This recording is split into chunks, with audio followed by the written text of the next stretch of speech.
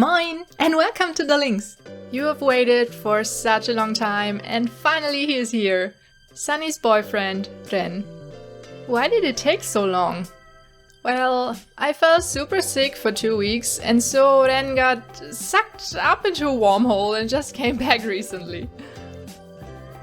For all of you who have no idea what I'm talking about, a while ago Delightful posted a video about a little bunny doll that she and her hubby sculpted digitally.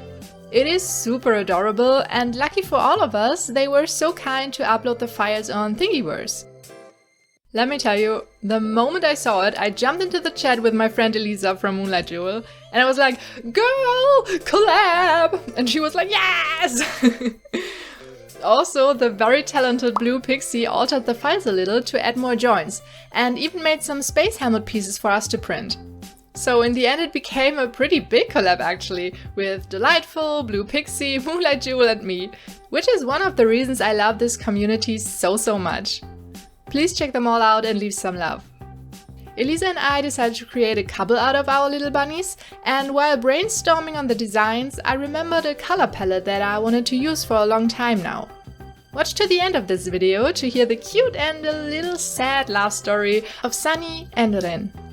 But let's not keep Sunny waiting for her love any longer and start with the doll, shall we?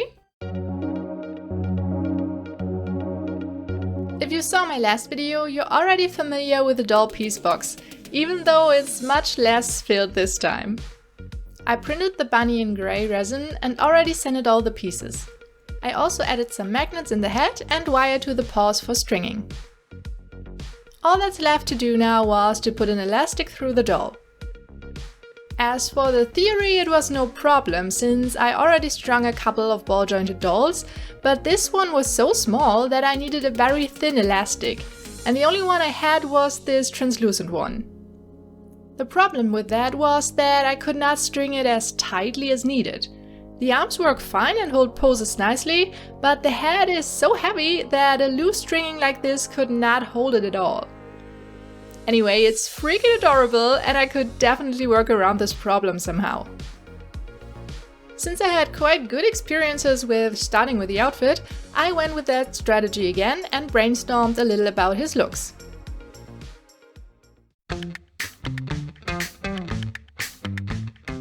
I found this coat from a Monster High doll and it surprisingly fit the doll. It also gave me a very strong Little Prince vibe, which was a total selling point. First I ripped the coat apart to have all the pieces separated and cut them out of the fabric I wanted. I actually kept one side sewed together to have a reference on how to sew it. For the fabric I chose a dark grey one as the main part and some light salmon ones for the details. The result was bad, really bad. The worst thing was the fabric itself, so I needed to redo everything with another fabric that was thicker and stiffer. This time I chose a light brownish grey for every piece and went through a small crisis, but more about that later. At least the result was looking a lot better now, and I went on with some fabric paint for some more details this time. It's a very good alternative if you have no fabric in the right color, just paint it. I also added some alien-like symbols on the coat to push the whole Spacebunny vibe a little more. A few stripes here and there to make it look a little more like a spacey uniform, and the main clothing piece was done.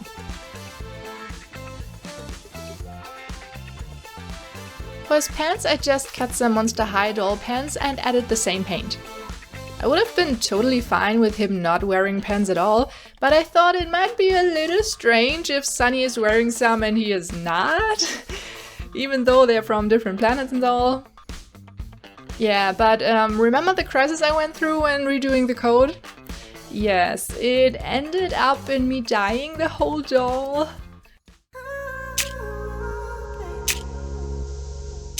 I realized that the grey I printed him in was way too blue heavy and I needed more of a brownish grey for his color palette. So my options were either to choose different colors or to change him. I obviously went with the second option just because I was so sold on the colors. Blues and cold colors are my absolute comfort zone, and I really wanted to push myself this time with these colors, so yeah. I guess it was a little bit of my pride as an artist speaking here that refused to give up. He turned out a little too brown though, so I went in with my airbrush and some acrylic colors. I do have some special airbrush colors, but only like 5 colors, and I'm too lazy to mix. So here I'm using my acrylics from Arteza. They're heavy body acrylics, as far as I know, so you have to add a decent amount of airbrush thinner to make this work. But after that, you can use them just fine with your airbrush. Before knowing this, I used water to thin the paint, which was less successful. It worked too, but only with a lot of layers, or with ending up in the airbrush plugging regularly. So yeah, use thinner, my little lynxes. For the rest, I just used my soft pastels and blushed some whites and more grey on the doll. I sadly used a bad camera position, so most of the footage is out of focus. Sorry for that. This project gave me quite some difficulties. I guess we can all agree on Ren being a little troublemaker, right? On to the face up. Just like the body, I started with blushing the head with some whites and greys. I also tried to give his cheeks a little color with this orangey coral color, but it wasn't really visible, sadly. So I sealed the deal with some Mr. Super Clear sealant and went in with another layer of the same pastels. The cheek color was still not building up, but I really wanted to include this color in his face, so I decided to grab my gouache colors and paint him a waterline and some freckles instead. He will also get some hair in this color later, so that makes him a little redhead, I guess, which means a perfect opportunity for me to paint some freckles. For all of you who don't know, red hair and freckles is my favorite aesthetic. I so wish I had freckles myself, but well, I just give them to my dolls, even though I have to really pay attention to not give every doll freckles to keep the diversity. Back to Ren, I painted some very small eyebrows on his face, just because he looked a little too plain to me. I still struggle with face-ups that not include heavy makeup, but it's getting better, I think.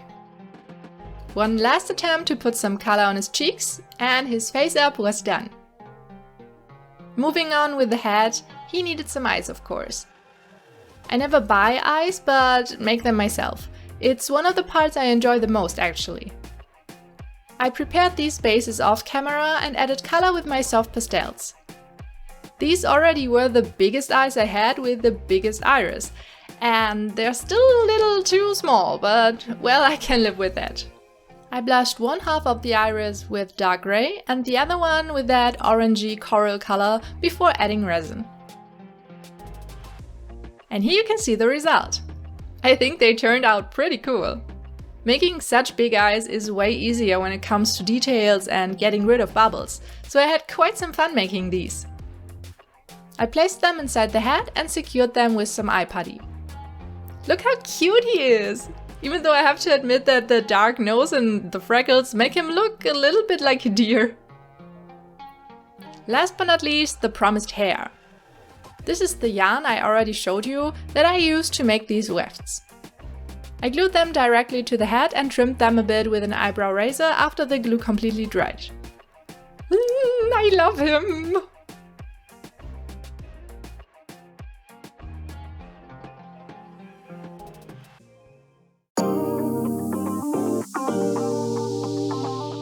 A real space bunny needs a helmet. Elisa was so kind to show me her process to give me an idea about how to make the helmet, but I did not want to copy hers, of course, so I was thinking a little bit.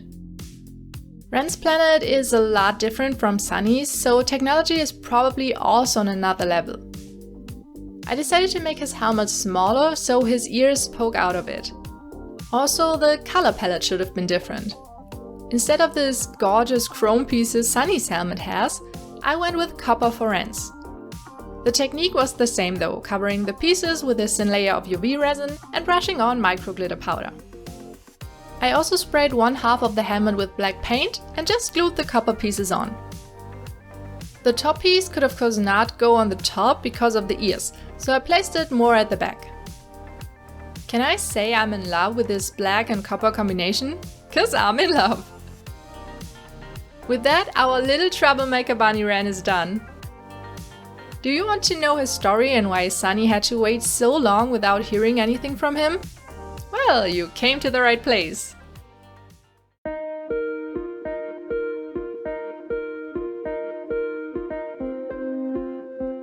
Moga. Thousands of light years away from Earth, orbiting its sister planet Solus. They could hardly be any more different from each other, and yet they seem to be equally inseparable. Solus being bright, futuristic and warm, Moga is covered with a thick layer of clouds, hardly ever letting through any rays of sunshine. The whole planet seems grey and desolate, forcing the inhabitants to build a society of hard workers and cold realists. Wren is one of them, even though one could describe him more of a troublemaker. He is often found wandering around, daydreaming and staring up to the sky. He loves exploring space, so he never hesitates to travel there and admire the beauty of the universe. One day, though, he discovered a beauty far beyond everything he has ever seen before. She was a space traveler from Solus, with colors so bright he first thought she was just an imagination. Her name was Sunny, and very soon they felt a special bond growing between them. Once every week they met between their two planets in space, far away from all troubles or worries. It was the only place they could be together, being unable to survive on the other one's planet. Sadly, the spacesuits made it impossible for them to kiss or cuddle, so Wren gave Sunny a little plush bunny that she could hug while thinking of him. Every day he's known her seemed like a dream, making his grey and cold life bright and full of warmth. But one day, he was about to leave his planet once again when there occurred a problem with his spaceship. Without him being able to leave the orbit, his spaceship crashed down on the ground, leaving him heavily injured. Every day of healing, all his thoughts went to Sunny, wondering if she already gave up on him, thinking he doesn't love her anymore. It made his heart ache so much he could barely stand it.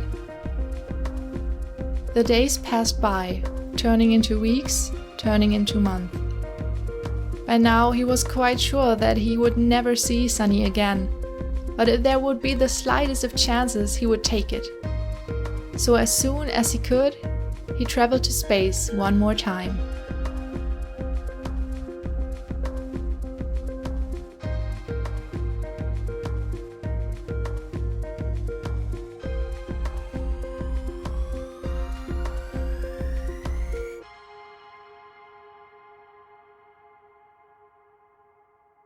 That was the little story of Sunny and Wren. It was so much fun to plan these two with Elisa, and I hope you enjoyed their videos. A huge thank you again to Delightful for creating this lovely doll, and to BluePixie for all the modifications. And of course a super big thank you to Elisa for this awesome collab, and to you guys for all your amazing support. Have a wonderful day, my little lynxes. See you soon. Tschüss!